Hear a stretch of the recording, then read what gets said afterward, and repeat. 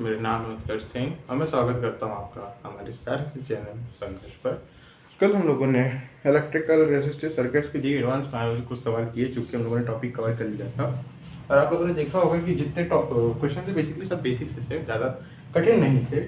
आज हम लोग थोड़ा सा सिंपल हार्मोनिक मोशन की तरफ वापस आते हैं। चलिए, पहला सवाल आपके लिए ये है कि मान लीजिए कि एक लाइन है, ये कुछ मीन पोजीशन है, ए है माइनस ए है, इसका एम्पलीट्यूड में कुछ ए मान लेता हूँ, ठीक है।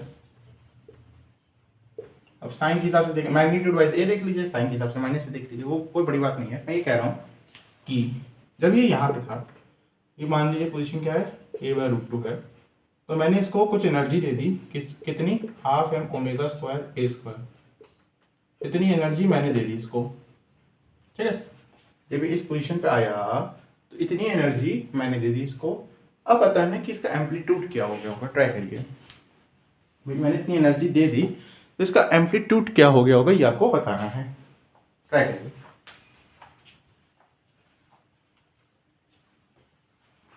हो गया, बेसिक सा सवाल है, थोड़ा सोचिए विचारिए।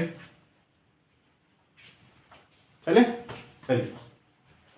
तो बेसिक कंसेप्ट से आते हैं। हमें पता है कि हमारे कोई भी सिस्टम होता है तो बेसिक ओवरऑल एनर्जी कितनी होती है, भाई half M omega square A square होती है टोटल एनर्जी, है ना। ये होती है ना टोटल एनर्जी। काइनेटिक एनर्जी क्या होती है, काइनेटिक एनर्जी होती है half M omega square A square minus X square. और पोटेंशियल एनर्जी क्या होती है, half M omega square X square. इन दोनों को जोड़ेंगे, ये काइनेटिक एनर्जी है, ये पोटेंशियल एनर्जी है, दोनों को जोड़ेंगे तो टोटल एनर्जी यही आएगी, है ना। इस बात पे तो एग्री करते होंगे आप लोग। तो अगर हमारी टोटल एनर्जी ये आ रही है तो किसी भी मोमेंट पे यही रहेगी। हाँ, काइनेटिक एनर्जी पोटेंशियल एनर्जी आपस में बदलती रहे, किसी भी मोमेंट में हमारी टोटल एनर्जी एक पक्का आएगी, इससे ना कम आएगी ना ज्यादा आएगी, क्योंकि कोई डिसिपेटिव फोर्स हमने नहीं ले रखी है फिलहाल के लिए, ठीक है। बात समझ में आती है, बिल्कुल। नेक्स्ट पॉइंट, तो अगर हम कह सकते हैं कि हमारे पास एनर्जी है तो इस पॉइंट पे भी इतनी एनर्जी होगी, बिल्कुल। तो अगर हम इतनी दे रहे हैं तो टोटल एनर्जी क्या हो जाएगी, half M omega square A square, यानी कि टोटल एनर्जी आपके पास आ जाएगी M omega square A square. यहाँ तक किसी को कोई डाउट तो नहीं होना चाहिए, मेरे ख्याल से बहुत बेसिक चीज बता रहे हैं। अब ध्यान से सुनिएगा, अगर मैं नया एम्पलीट्यूड को कुछ ए डैश मान लूँ, ठीक है, तो मैं अगर एनर्जी इस टर्म में लिखना चाहूँ तो कैसे लिखूंगा, हाफ एम ओमेगा स्क्वायर ए डैश का होल स्क्वायर। भाई अगर नया एम्पलीट्यूड मेरा बन गया ए डैश, मान के चलिए, तो इस पॉइंट पे या किसी भी पॉइंट पे, मैं तो ये नहीं कह रहा इसी पॉइंट पे मानिए, मैं मान रहा हूँ कि मेरा नया एम्पलीट्यूड कुछ ए डैश बन गया, ए था ए डैश बन गया, तो अब टोटल एनर्जी क्या होगी, भाई इसके हिसाब से देंगे तो बस ए की जगह ए डैश रख देना है। ये बात में कोई डाउट, मैं ये नहीं कह रहा कि इसी पॉइंट पे, आप कोई भी पॉइंट देख लीजिएगा विद इन दिस रीजन, है ना, टोटल एनर्जी ये रहेगी, है ना। ये बात तो मानते हैं। अच्छा, ओमेगा नहीं बदला, क्यों नहीं बदला, भाई ओमेगा बदलने के लिए ऐसी कोई एग्जैक्ट फोर्स तो आपने लगाई नहीं जो कि डिस्टेंस के प्रोपोर्शनल हो।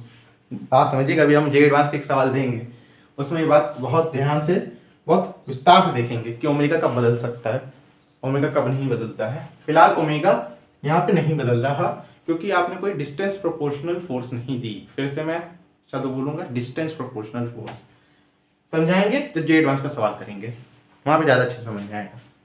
चले, तो आपके पास ये फोर्स, ये एनर्जी है, लेकिन आप तो कह रहे हो आपके पास ये एनर्जी है, मैं कह रहा हूँ ये है, आप कह रहे हैं ये है, हम दोनों को सही मान लेते हैं, दोनों को इक्वेट कर देते हैं। M omega square A square, M omega square से एम ओमेगा स्क्वायर कटा, ए डैश का स्क्वायर 2a स्क्वायर ए डैश a√2। क्या बात समझ में आई कुछ? तो ये आपके पास नया एम्पलीट्यूड आ रहा है। कोई भी डाउट हो तो चेक कर लीजिए। यहाँ से सीखने वाले पॉइंट्स क्या क्या, मैं थोड़ा उस पर विचार करता हूँ कि आपको इससे मतलब नहीं कि आप कहाँ पे एनर्जी दे रहे हो। फिर अगर मैं यहाँ पे एक्सट्रीम पोजीशन पे भी देता तो भी यही आंसर आता। क्यों, एक्सट्रीम पोजीशन पे भी यही होती, एनर्जी दी टोटल एनर्जी होती। तो आपके पास, आप ये कहते कि मेरी टोटल एनर्जी ये है, हम ये कह रहे मेरी टोटल एनर्जी ये है, दोनों की इक्वेट कर लेते, दोनों की बात मान लेते हैं, तो हम लोगों ने एम्पलीट्यूड निकाल लिया। एनर्जी कहाँ दे रहे हो इस पर कोई डिपेंडेंस नहीं है, एम्पलीट्यूड वही आएगा, मतलब सेम आएगा। अगर आप दूसरे पॉइंट पे वो एनर्जी दे रहे हो, मीन पोजीशन पे दे रहे हो, एक्सट्रीम पोजीशन पे दे रहे हो, कहीं भी दे रहे हो, आंसर वही आएगा, एम्पलीट्यूड वही आएगा हर केस में। ठीक है, तो आई होप ये सवाल आपको समझ में आया होगा। चलिए, तो एक सवाल और देख लेते हैं, उसके बाद मैं बताऊंगा कि ओमेगा क्या क्या कब कब चेंज हो जाता है। जे एडवांस के सवाल से सीखेंगे बहुत अच्छे तरीके से।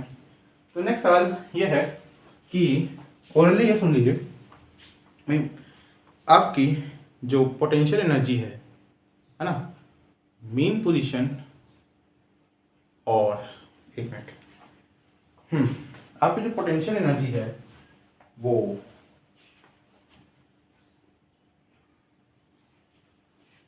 5 बार मिनिमम हो रही है, शायद ये था कि दूसरा था। एक मिनट में जे एडवांस का सवाल दे देता हूँ, फिर मैं चेक कर लेता हूँ। जे एडवांस का सवाल क्या, पहले वही दे देता हूँ। चलिए, जे एडवांस का सवाल ये है कि आपके पास एक ब्लॉक है,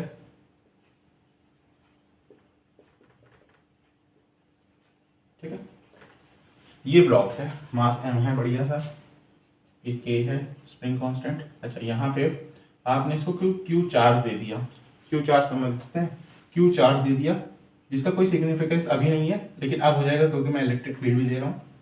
ठीक है, इलेक्ट्रिक फील्ड भी दे रहा हूँ। तब आपको बताना है कि जो एसएचएम पहले कर रहा था उसमें क्या क्या अंतर आ जाएगा, ये ट्राई करिए आप। तब तक हम आपको सवाल देखते हैं कि मेरा क्या था।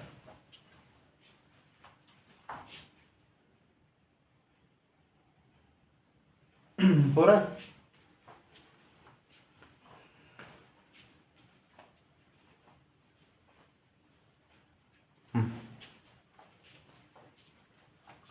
ठीक है, ट्राई करते रहिए एक बार आराम से। सोचिए, जे एडवांस का सवाल है ये भाई। आपके पास ये ब्लॉक एसएचएम कर रहा था यहाँ पे बढ़िया सा, आपको फ्रीक्वेंसी पता होनी चाहिए, ओमेगा बराबर रूट के बाई एम, याद हो जाना चाहिए। के इक्विवेलेंट के होता है, क्योंकि यहाँ पे सिर्फ एक ही के है तो कोई दिक्कत वाली बात नहीं है। अगर कुछ पैरेलल सीरीज वाले केसेस बनते तो उन सब चीज़ों का हम लोग ध्यान देते, बिल्कुल देते। यहाँ पे बात ये आ रही है कि आपके पास एक इलेक्ट्रिक फील्ड में ऑन कर रहा हूँ, ठीक है। अब इलेक्ट्रिक फील्ड का भी प्रभाव पड़ेगा, तो असर क्या आएगा, मतलब मीन पोजीशन चेंज होगी, फ्रीक्वेंसी में क्या बदलाव आएगा, मीन पोजीशन वही रहेगी कि फ्रीक्वेंसी वही रहेगी, कि दोनों बदलेंगे, कि एक बदलेगा, कि दोनों वैसे ही रहेंगे, क्या क्या होगा, ये सब आपको बताना है। ठीक है, ऑप्शन ऐसे ही दे रखे थे कि ये बदला वो नहीं बदला, ये बदला वो नहीं बदला, वो दोनों बदल गए, ऐसे ही ऑप्शन था। चलिए बात करते हैं कि हमारा ये सब किस चीज़ पे डिपेंड करता है। सबसे पहली बात बहुत आराम से समझेंगे, ठीक है। मान लीजिए कि मीन पोजीशन यही है इस समय फिलहाल, जैसे हम कर रहे हैं तो मीन पोजीशन का आ गया है। अच्छा, अब बात ध्यान से समझिएगा, आपने इलेक्ट्रिक फील्ड दे दी, किस डायरेक्शन में, कोई भी डायरेक्शन मान लीजिए, मैंने वो वाली मान ली है, बहुत बढ़िया समझेंगे। इसमें फोर्स किस तरफ से लगेगी इलेक्ट्रिक फील्ड की, क्योंकि प्लस चार्ज है तो यहाँ पे लगेगी फोर्स, इस डायरेक्शन में कितनी, क्यू ई, ये बात मानते हैं भाई। क्यू क्या, चार्ज है, बड़े से दिखा देते क्योंकि बड़े यहाँ पे क्यू कंसिडर किया था, ठीक है। देख रहे हैं ना, अच्छे से देख ले, हाँ जी बिल्कुल सही आ रहा है, क्यू ई, ओके। तो अगर हम कहें कि क्यू ई फोर्स इधर लग रहा है, अच्छा मेन पोजीशन मान लेते हैं, मेन पोजीशन क्यों, क्योंकि नेट फोर्स 0 था अभी तक।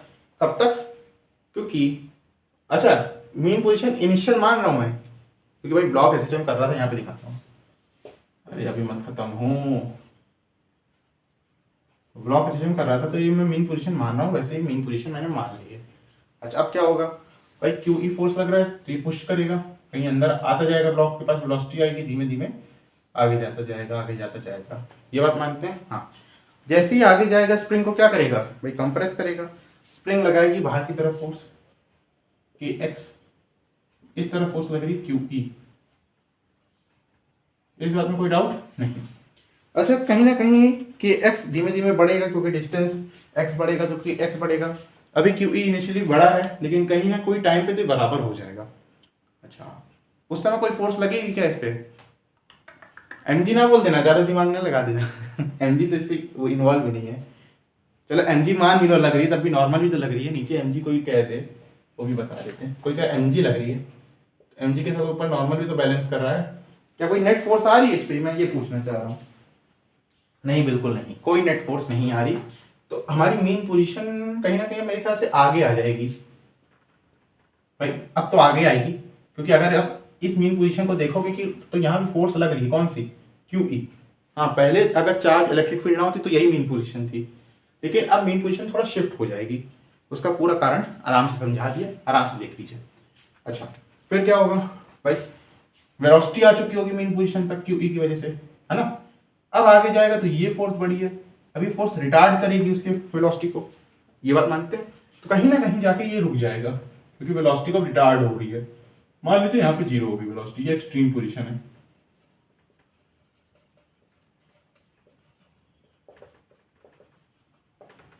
ये एक्सट्रीम पोजीशन है। नेक्स्ट पॉइंट, फिर क्या होगा भाई, एक्सट्रीम वेलोसिटी रुक गई, ठीक है। अब कौन सी फोर्स ज्यादा थी, ये वाली वापस लाएगी, लाती जाएगी लाती जाएगी लाती जाएगी, फिर आएगी आपकी मेन पोजीशन, यहाँ पे दोनों बराबर। फिर जब आगे जाओगे भाई, क्यू ई किस तरफ लग रहा है, उस तरफ लग रहा है ना, क्यू ई किस तरफ लग रहा है, उस तरफ लग रहा है ना, बात समझते चलना, क्यू ई उस तरफ चल रहा है, आगे जाती जाएगी। समझ में आ रही कि नहीं, मेन पोजीशन पे आ गई, यहां से मेन पोजीशन पे आ गए, कोई फोर्स नहीं लग रही क्योंकि वेलोसिटी आ गई है, आगे की तरफ जाती जाएगी। हाँ, इस बार रिटार्ड करने की वाली दो फोर्सेस आ जाएंगी, एक के एक्स एक क्यू ई, क्योंकि दोनों उस तरफ आएंगे। फिलहाल मैं ये कह रहा हूं कि आप कि रिस्टोरिंग फोर्स कौन सी, ये बताइए भाई। रिस्टोरिंग फोर्स पे डिपेंड करता है, क्या करिए, रिस्टोरिंग फोर्स कौन सी है। क्योंकि भाई मैं ये कहूं कि अगर मैं इस तरफ आऊं तो भाई क्यू ई किस तरफ लगेगा, अभी भी उस तरफ लगेगा, एक डायरेक्शन में लग रहा है। इस तरफ आऊं तो भी क्यू ई उस तरफ लग रहा है, क्यू ई की तो डायरेक्शन ही नहीं बदल रही है। ये बात समझ रहे हैं कि नहीं भाई, डायरेक्शन कौन बदल रहा है, बार बार के एक्स बदल रहा है। और आप जानते होंगे कि रिस्टोरिंग फोर्स की डायरेक्शन कभी भी कांस्टेंट नहीं होती है, इस बात को पहले समझिए, नोट करिए अच्छे से। क्या रिस्टोरिंग फोर्स कभी कांस्टेंट फोर्स होती है, कभी नहीं। रिस्टोरिंग फोर्स की डायरेक्शन बदलती है तभी तो रिस्टोर कर पाती है, हमेशा एक डायरेक्शन में लगेगी तो भाई ब्लॉक को आगे बढ़ा देगी ना, एसएचएम का होगा। तो रिस्टोरिंग फोर्स हमारी साफ साफ पता चल रही के एक्स है, क्यू ई बस एक कोई कांस्टेंट फोर्स आ गई है, के एक्स हमारी रिस्टोरिंग फोर्स है। और अगर एसएचएम को बहुत ध्यान से पढ़ा होगा तो आपको एफ रिस्टोरिंग बराबर माइनस के एक्स लिखा जाता है। ध्यान से सुनिएगा, एफ रिस्टोरिंग लिखा जाता है, एफ नेट नहीं लिखा जाता है। नेट फोर्स से हमें मतलब ही नहीं है यहाँ पे, कितनी रिस्टोरिंग फोर्स है सिर्फ हमें उससे मतलब है। बात समझ रहे हैं। अब टेक्स्ट बुक्स ध्यान से पढ़ा करिए, यही कहते हैं कि है सब टेक्स्ट बुक्स में, सवाल उसी से बनते हैं। बस कंसेप्ट ध्यान से हम लोग सुनते नहीं, हम लोग को लगता है हम लोग को सब कंसेप्ट आ रहा है। ये एफ रिस्टोरिंग के प्रोपोर्शनल होता है, एफ नेट के नहीं, क्योंकि एफ नेट ज्यादा है, मतलब एफ नेट जो भी है एफ रिस्टोरिंग होता है। अच्छा, अगर ध्यान से देखें, यहाँ से मैं एम ए लिख दूंगा इस फोर्स का, माइनस के एक्स, ए क्या आएगा माइनस के बाई एम एक्स, ओमेगा क्या आएगा रूट के बाई एम। अच्छा, ये बात समझ आई। एफ रिस्टोरिंग का पहले क्या था भाई, यही था एफ रिस्टोरिंग, पहले भी तो के एक्स ही थी। आप समझ रहे हैं, पहले भी के एक्स थी, बाद में बस एक कांस्टेंट फोर्स जरूर आ गई, लेकिन क्या रिस्टोरिंग फोर्स बदली, बिल्कुल भी नहीं। तो रिस्टोरिंग फोर्स वही है, के वही है, एम वही है, तो ओमेगा क्यों बदलेगा, ओमेगा भी बिल्कुल वही रहेगा, यानी कि फ्रीक्वेंसी भी वही रहेगी, क्योंकि ओमेगा का फॉर्मूला क्या होता है 2 पाई एन, एन क्या होता है फ्रीक्वेंसी। क्या कंसेप्ट समझ में आया।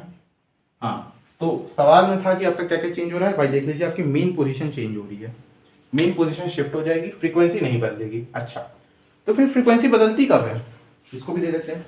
वैसे ये चीज मैंने समझा रखी, एक बहुत पहले सवाल कराया था, बहुत पहले के मतलब 2-3 हफ्ते हो रहे हैं, जब एसएचएम स्टार्ट किया था तभी कराया था, इलेक्ट्रोस्टैटिक्स में कराया था, मुझे याद है भाई।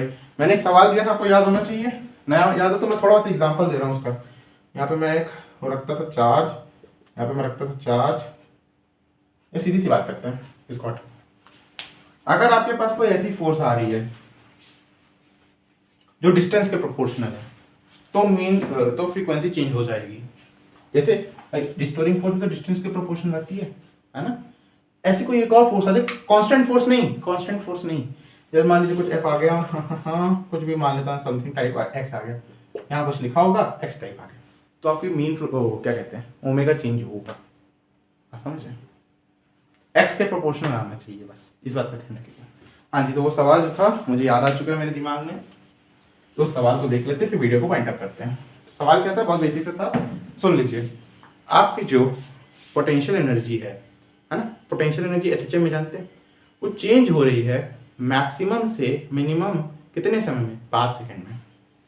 जो पोटेंशियल एनर्जी मैक्सिमम से मिनिमम हो रही है वो 5 सेकंड में हो रही है।